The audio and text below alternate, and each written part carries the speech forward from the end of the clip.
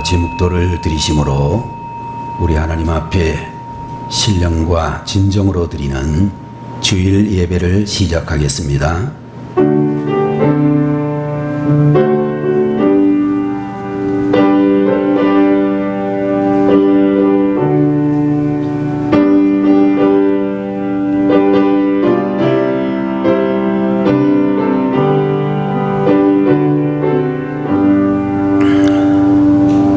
할렐루야. 내 영혼아 여호와를 찬양하라. 나의 생전에 여호와를 찬양하며 나의 평생에 내 하나님을 찬송하리로다. 귀인들을 의지하지 말며 도울 힘이 없는 인생도 의지하지 말지니 그의 호흡이 끊어지면 흙으로 돌아가서 그날에 그의 생각이 소멸하리로다. 야곱의 하나님을 자기의 도움으로 삼으며 여호와 자기 하나님에게 자기의 소망을 두는 자는 복이 있도다. 할렐루야. 주님의 크신 은혜와 사랑을 감사드립니다. 거룩하고 복되신 주일을 허락하시고 주님의 귀한 백성들이 원건 각처에서 나와 하나님 앞에 귀한 영광을 올려드릴 수 있도록 하시니 감사를 드립니다. 이 한 시간에도 마음의 문이 열리고 하늘의 귀한 음성을 듣게 하시며 세상을 이기는 자 되게 하여 주옵소서. 예배의 시종을 주님께서 주관하시기를 바라옵고 예수님의 이름으로 간절히 기도 올리옵나이다. 아멘. 자리에서 일어나셔서 40장 찬송을 함께 드립니다.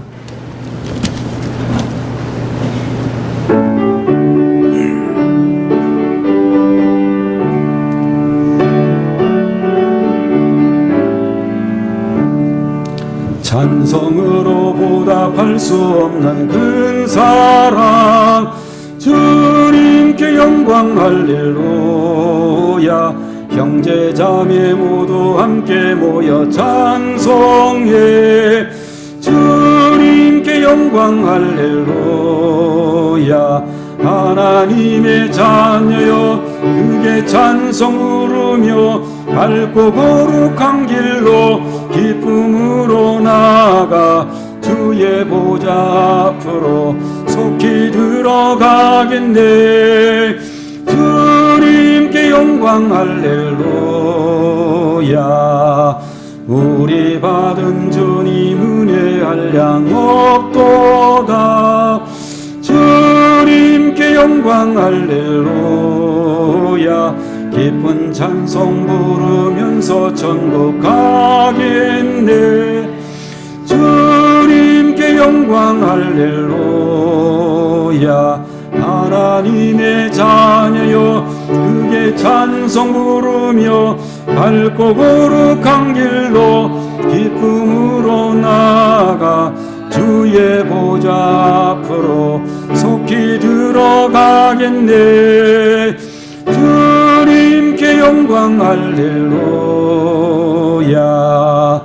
잠시 후에 우리 모두 주를 보겠네. 주님께 영광 할렐루야. 영광스런 보좌 위에 거룩하신 주 주님께 영광 할렐루야. 하나님의 자녀여 그게 찬송 부르며 밝고 거룩한 길로 기쁨으로 나아가 주의 보좌 앞으로 속히 들어가겠네. 주님께 영광 할렐루야. 만국 백성 전국에서 소리 높여서 주님께 영광 할렐루야. 영원토록 주의 공로 찬양하겠네. 주님께 영광 할렐루야. 하나님의 자녀여 그게 찬송 부르며 밝고 거룩한 길로 기쁨으로 나아가 주의 보좌 앞으로 속히 들어가겠네. 주님께 영광 할렐루야.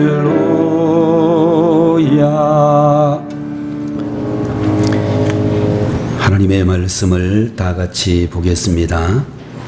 하나님 말씀은 신약 성경 히브리서 11장 8절에서 10절까지를 대독하겠습니다. 믿음으로 아브라함은 부르심을 받았을 때에 순종하여 장래의 유업으로 받을 땅에 나아갈새 갈 바를 알지 못하고 나아갔으며 믿음으로 그가 이방의 땅에 있는 것 같이 약속의 땅에 거류하여 동일한 약속을 유업으로 함께 받은 이삭 및 야곱과 더불어 장막에 거하였으니 이는 그가 하나님이 계획하시고 지으실 터가 있는 성을 바랐음이라. 아멘.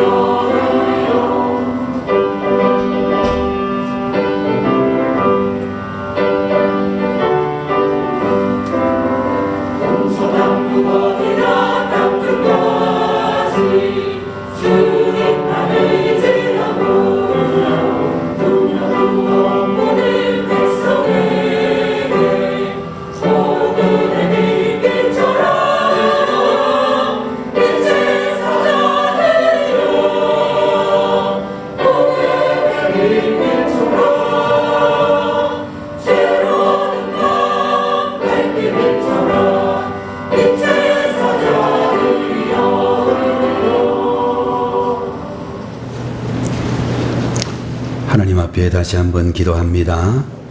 전능하신 우리 아버지 하나님, 오늘도 주의 귀한 자녀들에게 찬양 드릴 수 있는 귀한 은총을 허락하여 주시고 하나님 앞에 영광 올려드리게 하여 주셨으니 감사합니다.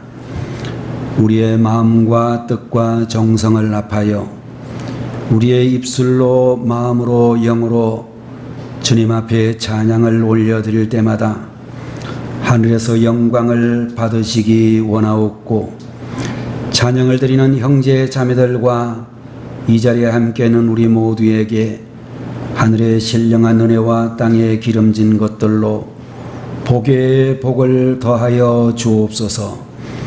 이 시간에도 부족한 종의 입술에 파수꾼을 세우시고 하나님의 거룩한 성령의 인도함을 받아 참으로 주님의 신령한 말씀을 대언하기에 부족함이 없도록 주님이 종을 지켜 주옵소서.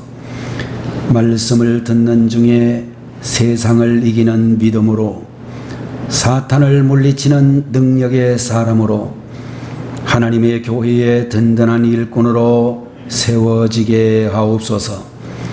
예수님의 이름으로 간절히 기도 올리옵나이다. 아멘.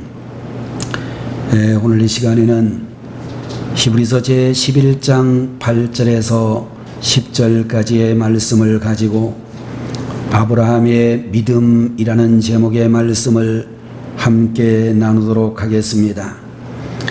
여러분들, 우리가 결혼식을 하게 되면 이제 대체적으로 주례 선생님이 그 주례사를 어떻게 했는지 아마도 신랑 신부를 비롯해서 모든 참석한 하객들 모두가 그 정말로 결혼식이 끝나고 난 다음에 아무도 기억하지 못하는 분들이 굉장히 많이 있습니다. 그런데 여러분들, 대부분의 우리 주례하시는 목사님들이나 주례자들이 정말로 그 사람들에게, 결혼하는 당사자들에게 몇 가지 질문을 할 수가 있는데, 그 중에 한 가지는 사랑이 무엇입니까? 라고 하는 그런 질문을 할 수 있을 것입니다.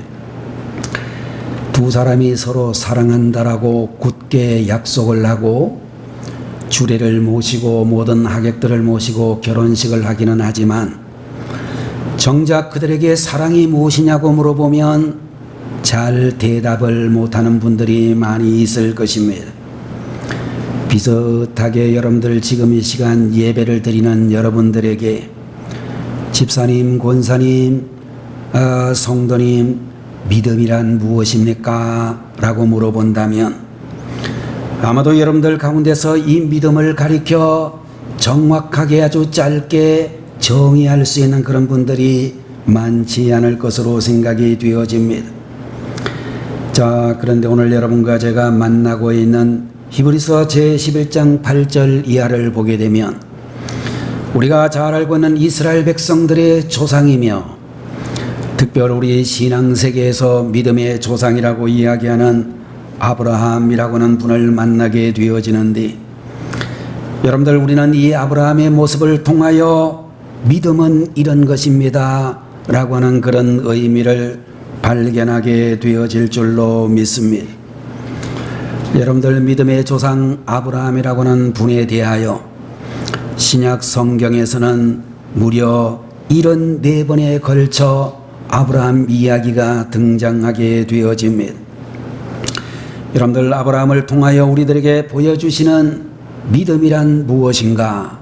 라고 하는 질문에 대하여 첫 번째로 말씀드릴 수 있는 것은 믿음이란 하나님 말씀에 순종하는 것입니다 라고 그렇게 이야기할 수 있을 것입니다. 여러분들, 8절에 있는 말씀을 보게 되면 믿음으로 아브라함은 부르심을 받았을 때에 순종하여 라고 하는 그런 말씀이 기록이 되어져 있습니다.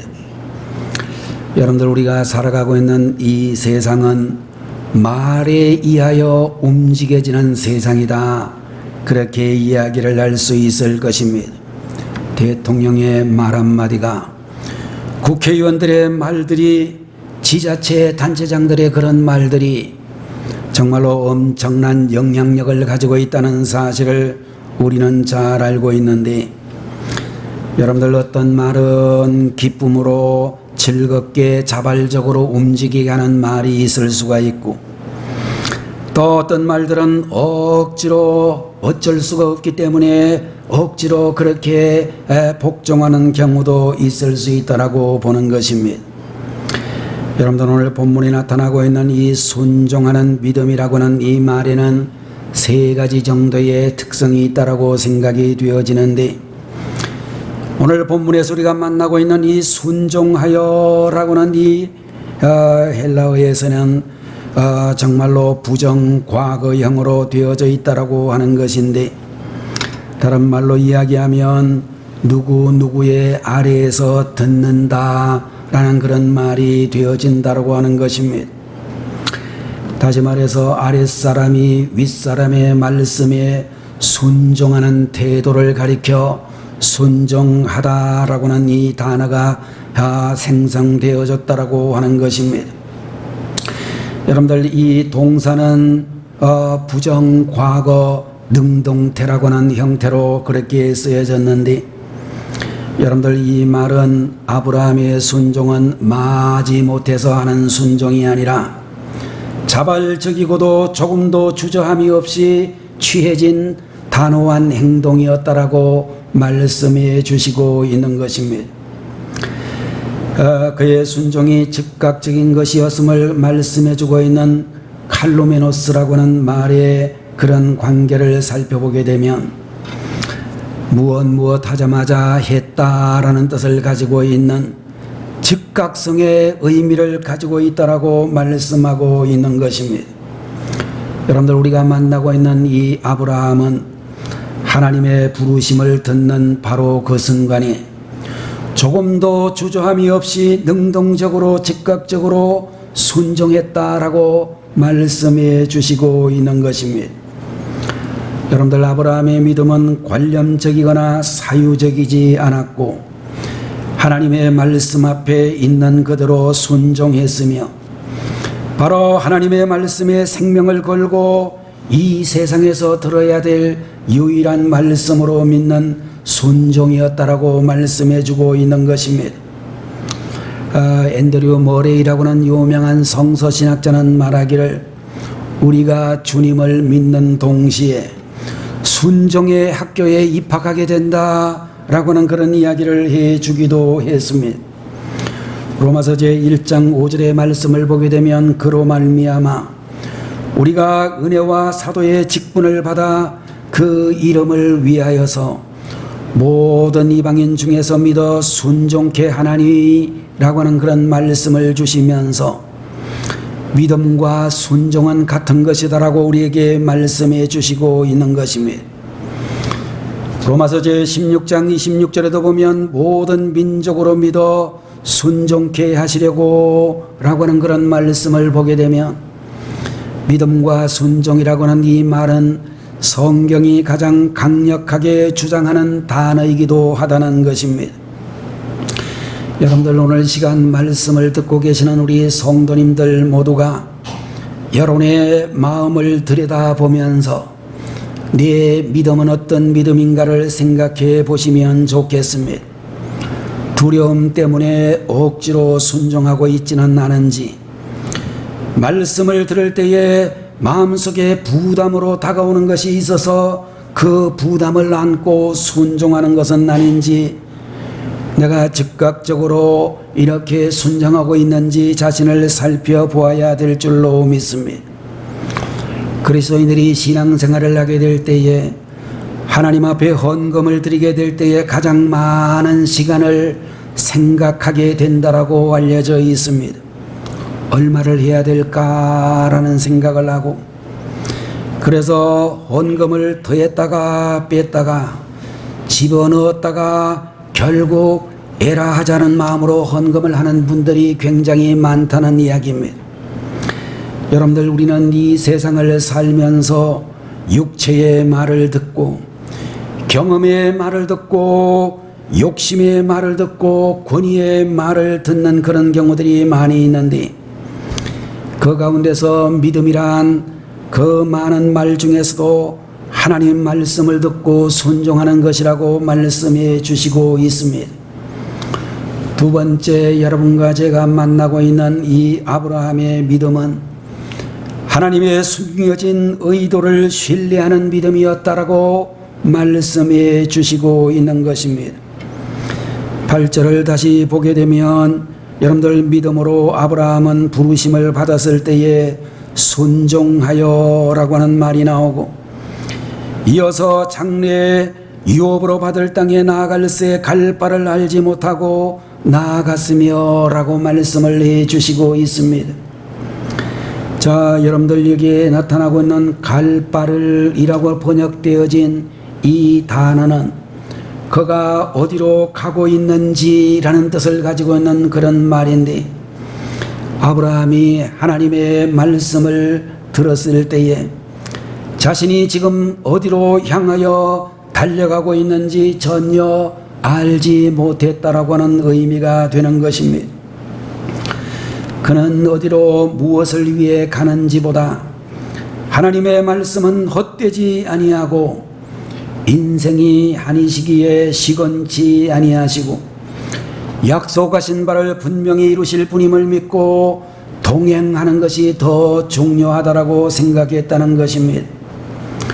지금은 비록 내가 다 이해하지 못할지라도 하나님의 약속과 말씀에는 분명히 선한 의도와 목적을 가지고 계시는 분이심을 신뢰했다, 그런 의미가 있다라고 하는 것입니다. 여러분들, 하나님께서는 아브라함에게 세 가지를 강조해 주시고 있는 것을 볼 수 있습니다.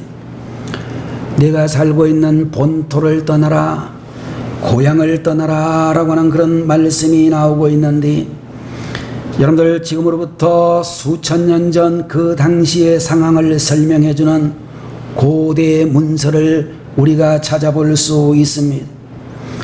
아브라함이 살았던 갈대아 우르 수메르라고 불리어지는 이 지역은 메소포타미아의 도시 연맹의 일부로 알려져 있었습니다. 아마도 지금은 이라크 지역에 있던 한 도시였다라고 생각이 되어지는데, 이곳은 상업과 무역, 농업이 삶의 기반을 이루었고 이방 종교의 세계관이 번성하여 그 세계관이 곧 사람들의 사고방식을 결정하고 있었습니다. 아브라함이 살고 있던 그 시대 모든 사람들의 사고방식은 운명론에 사로잡혀 있었습니다. 스스로 운명을 바꾼다든지 혹은 변화시킨다라고 하는 그런 생각은 전혀 할 수가 없었고, 민족 공동체, 부족 공동체를 떠난다는 의미의 단어나 개념이 전혀 없었던 시대였습니다. 고든 맥도날드라고 하는 목사님은 아브라함의 떠남은 마치 우주 왕복선이 지구의 중력에서 떨어져 나가도록 밀어내는 로켓의 분사력 같은 것이 없었다면 불가능했을 것이다, 그런 이야기를 하고 있습니다. 그리고 또한 우리 하나님께서는 창세기 제12장의 말씀을 보면 내 족속을 떠나라고 이야기를 했습니다. 여러분들, 고대 시대는 개인의 결단으로 이루어지는 일이 전혀 없었습니다. 사람들 가운데 있어야만 삶의 방향을 갖고 자신의 존재를 확인할 수 있었던 그런 시대였습니다. 더 나가서 내 아버지의 집을 떠나라, 그런 말씀도 하셨는데, 여러분들, 가족이란 사회의 안전망과도 같다라고 말할 수 있습니다. 어렵고 힘들 때에, 지칠 때에 가족은 매우 든든한 울타리의 역할을 해주는 것입니다. 종합적으로 생각해보면 떠나라고 하는 이 말은 아브라함의 삶에서 문화의 음성이라든지 자신에게 유익이 되는 음성이라든지 전통의 음성이라든지 안전을 보장해주는 그런 모든 음성을 뛰어넘어라 라고는 명령과도 같았다라고 하는 것입니다. 여러분들, 이렇게 엄청난 희생을 치르고도 아브라함이 순종했던 이유는 무엇일까? 바로 자신을 통해서 펼치실 하나님의 선한 의도가 있다는 사실을 믿었기 때문이라고 이야기할 수 있을 것입니다. 믿음으로 결단하고 떠났다라고 해서 하나님께 해야 될 순종을 다 채운 것이 아니며, 믿음의 길에서 우리는 위기를 만나기도 하고 어려움을 만나기도 할 것입니다. 사업이 부도가 날 수도 있고, 자녀에게 고통스러운 일을 경험할 수도 있고, 건강의 위기를 맞게 되기도 하고, 때로는 감당하지 못한 일들을 만나기도 한다라고 하는 것입니다. 그럴 때에 정말로 어렵고 힘들다고 느끼는 그 시간에도 다시 시작하고 계속 순종할 수 있도록 하는 것은 그 사건을 통하여 하나님의 선한 의도와 하나님의 뜻이 있음을 믿을 때에 가능하다라고 하는 것입니다. 여러분들, 6.25 사변이 일어나기 직전 전라도 여수 순천에서 정말로 일어났던 정말로 그 빨치산들의 반란 속에서 손양한 목사님의 두 아들이 세상을 떠나게 되었습니다. 그럴 때 정말로 손양한 목사님은 그 아들의 장례식을 집전하면서 그 아들이 죽음으로 말미암은 10가지의 감사를 모든 장례식에 참석한 이들에게 말씀하고 있습니다. 얼마 전에 우리 대한민국 최고의 설교자 중에 한 분인 우리 침례교단의 이동원 목사님도 그의 사랑하는 큰아들 그 집사님이 암으로 말미암아 세상을 떠나는 일을 당했습니다. 여러분들, 이동원 목사님이 미국 워싱턴에서 지구촌 교회를 설립해 있다가 또 한국에서는 서울 대계로에 있는 서울 침례교에서 여러 해 목회를 하고 있다가 다시 미국 갔다가 한국 돌아와서 분당에다가 지구촌 교회를 설립하고 대단히 기독교 방송국을 통해서 그의 참으로 놀라운 설교를 한국 모든 그리스도인들이 많이 들을 수 있었을 것입니다. 정말로 누구에게든지 존경받아 마땅한 귀한 목사님 가정에 그의 사랑하는 아들이 아버지와 함께 교회를 개척하고 또 교회의 중요한 봉사의 사역에 최선을 다했던 그 아들이 어느 날 암으로 세상을 떠났습니다. 그럴 때도 그분은 그 장례식을 통하여 인사의 10가지 감사의 제목을 모든 회중들에게 이야기를 했다는 것입니다.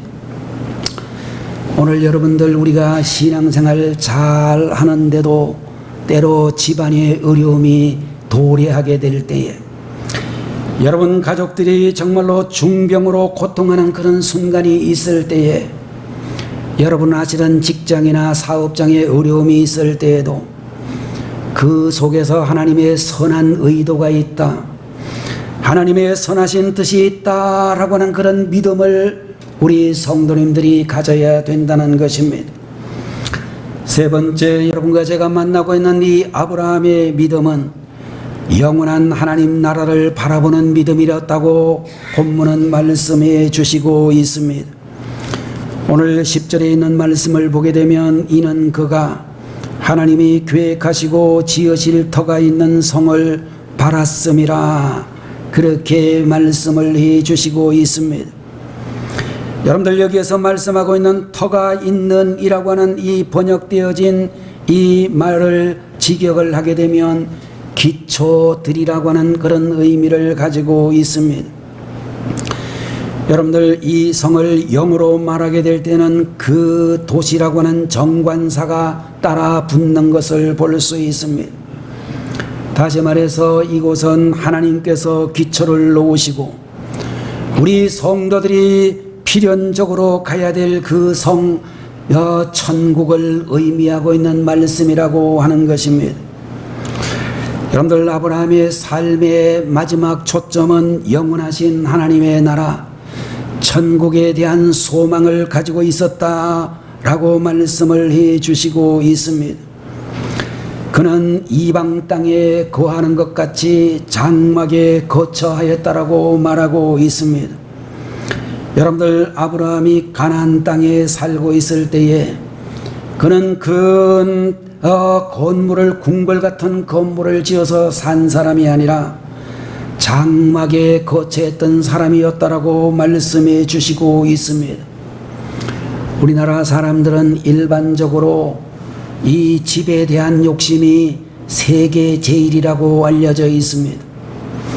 그래서 여러분들, 우리가 돈만 있으면 정말로 우리가 저축을 해가지고 어느 정도의 목돈이 마련되어지면 제일 먼저 집을 살려고 하는 생각을 가지고 있습니다. 여러분들, 일본의 세계에서 손꼽히는 부자, 한국 부자보다 일본 부자가 더 부자지요.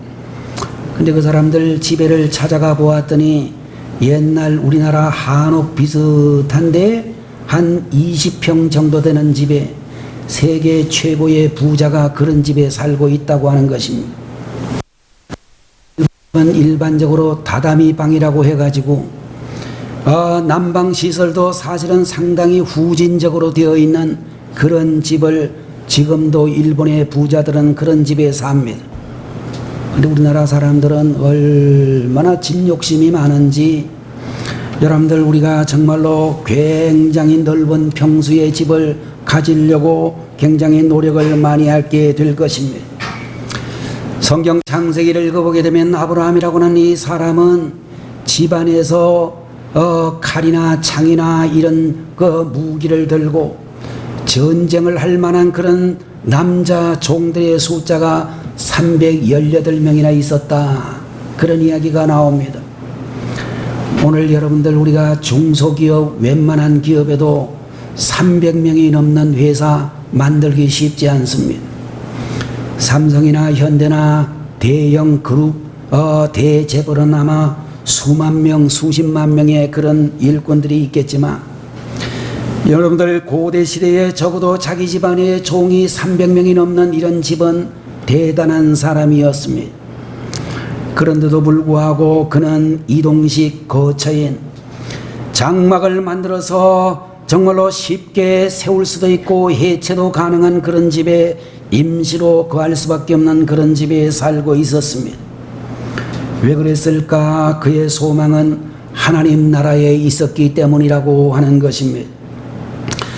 그쪽에 살고 있는 사람들과 접촉하고 교류도 했겠지만 그는 오직 하나님과 진정한 교제를 나누면서 살았다라고 하는 것입니다.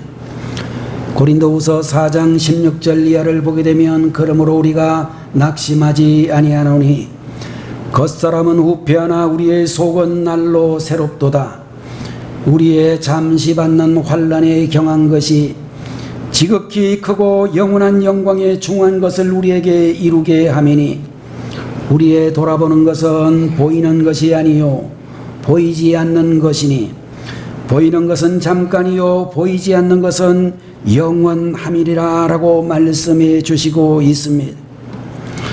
여러분들 오늘 우리가 살고 있는 이 땅의 삶이 내 인생의 전부라고 한다면 우리는 세상에서 성공하느냐 실패하느냐가 행복과 불행을 결정하는 것이라고 할 수밖에 없을 것입니다. 그러나 여러분들 우리의 삶이 영원한 하나님 나라가 가장 중요한 목표 지점이라고 한다면 성공 속에서 하나님 나라의 기쁨을 맛보고 겸손하게 그 나라를 위한 삶을 계속해서 살아갈 것이며 슬프고 고통스러운 일이 닥쳤을 때라도 영원한 나라의 소망이 있기에 낙심하지 않고 현재의 삶 속에서 하나님과 아름다운 교제를 나누며 힘든 일을 이겨나가야 될 줄로 믿는 것입니다. 여러분들 상당히 여러 해 전 이야기가 되겠습니다마는 우리나라 수영복을 만드는 회사 중에 튤립이라고 하는 상표를 가진 회사가 제일 큰 회사였는데 이 회사가 주식회사 예인이라고 하는 이름으로 그 회사 이름을 바꿨습니다.